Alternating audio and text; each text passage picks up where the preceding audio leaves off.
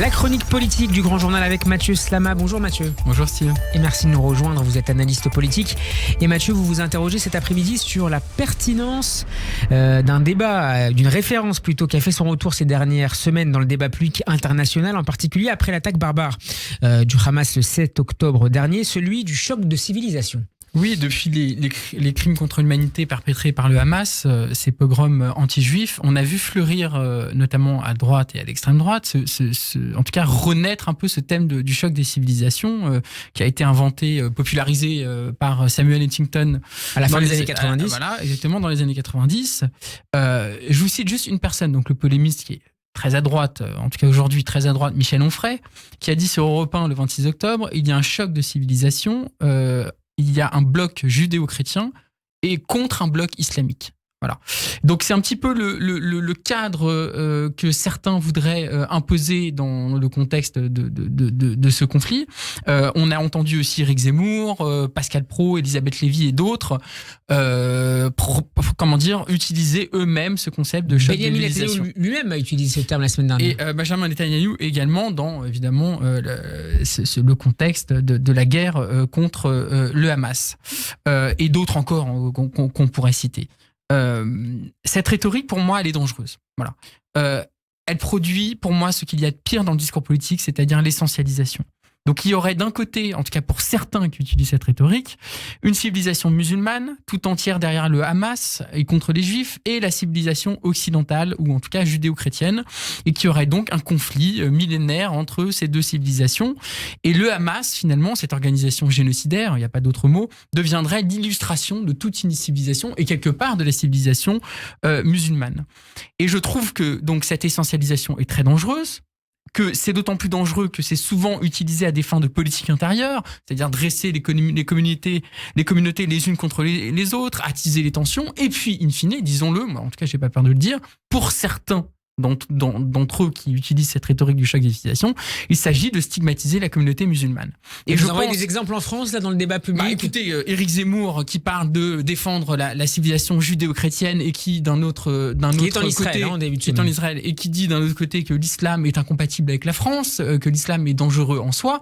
Oui, en effet, il y a à mon avis, chez lui et je pense chez d'autres aussi, Michel Onfray, je pense aussi que c'est le cas, il y a cette volonté, encore une fois, en tout cas, de dire qu'il y a un problème avec l'islam et que finalement, ce conflit serait révélateur d'un conflit plus grand, qui serait un conflit finalement entre l'islam et entre la civilisation occidentale judéo-chrétienne. Et ça, je crois que c'est très dangereux parce que c'est un piège qui nous est tendu. Les actes du Hamas sont des crimes contre l'humanité dont les musulmans du monde entier et les musulmans en France en particulier ne sont pas responsables. Et de la même manière que le conflit israélo-palestinien n'est pas le reflet, à mon sens, d'un choc de civilisation, d'un conflit de civilisation, mais d'un conflit avant tout territorial qui est certes envenimé, évidemment, par des considérations religieuses. Ça va de soi. Moi, je crois surtout que dans tout ce qui se passe aujourd'hui, il y a des principes à défendre. Le principe du droit international, le principe de la dignité de la personne humaine, le refus du racisme et de la stigmatisation. Évidemment, le refus absolu du terrorisme et de tout ce que représente le Hamas du point de vue des droits humains. C'est cela qu'il nous faut défendre, plutôt qu'une théorie qui cherche à produire, à mon sens, ce qu'elle feint de dénoncer. Mais pointer, Mathieu, le danger de l'islamisme radical comme force internationale, forme d'action internationale, ça n'est pas essentialiser les musulmans de manière générale. Mais l'islamisme ne représente pas une civilisation. L'islamisme est une maladie de l'islam et l'islamisme ne représente absolument pas les musulmans. La majorité des musulmans ne sont pas islamistes et c'est important de le dire. L'islamisme est d'ailleurs, à mon sens et au sens de beaucoup de théoriciens, une mécompréhension totale de ce qu'est l'islam. Mais je ne rentrerai pas dans ce débat. L'islamisme n'est pas une civilisation et encore une fois, je le dis, chez certains qui utilisent ce terme, il ne s'agit pas de condamner l'islamisme, mais l'islam de manière générale. Et là où vous avez raison, Steve, c'est qu'il ne faut évidemment pas être aveugle sur les conséquences de ce conflit chez nous. Il ne faut pas être aveugle sur la montée de l'antisémitisme, il ne faut pas être aveugle sur la montée de l'islamisme, sur la montée de l'intolérance de manière générale dans notre pays. Alors comment le combattre sans tomber dans les travers de l'extrême droite ? Eh bien, ce qui est sûr, c'est qu'il faut être intransigeant sur nos principes et ne pas tomber dans l'essentialisation qui est la pire des manières pour combattre cette intolérance et cet antisémitisme.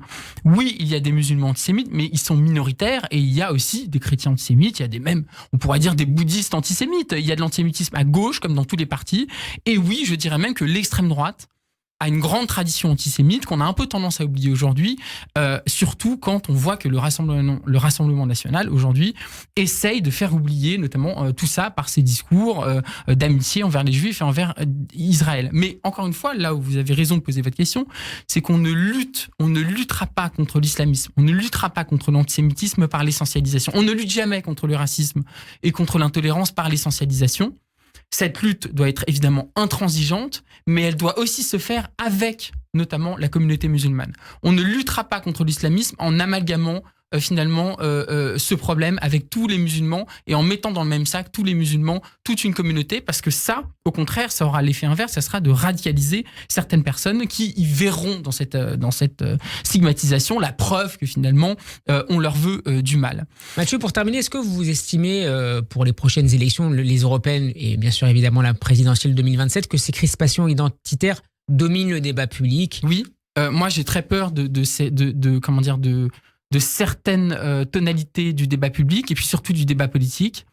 J'ai peur aussi, voilà, de manière générale, le projet de loi sur l'immigration arrive au Sénat. De cette montée de l'intolérance, en effet, de la montée dans le pays du discours anti-immigration, du discours anti-musulman, mais aussi du discours antisémite. Moi, j'ai peur de tout ça. Je pense que, et je reviens à ce que je disais au départ, la rhétorique du choc des civilisations est une rhétorique qui aboutit toujours à une même logique, qui est la logique du bouc émissaire, c'est-à-dire désigner des gens qui sont responsables de tous les maux et donc, encore une fois, l'essentialisation et en l'occurrence, là, dire que finalement, il y aura un problème consubstantiel avec l'islam en France, avec les musulmans en France. Et au final, en disant ça, on désigne des boucs émissaires, on déclare quelque part la guerre à des millions de concitoyens qui, au final, ne demandent qu'à vivre en paix, n'ont aucune affinité avec le Hamas et son entreprise génocidaire. Et là encore, cette logique-là, elle déshumanise et elle abîme, au fond, notre pacte républicain. Merci beaucoup Mathieu Selma d'avoir été avec nous. On peut vous écouter en podcast sur notre site radioj.fr et vous retrouver en vidéo sur la page YouTube de la radio. Bonne fin de semaine à vous et à jeudi prochain. Merci.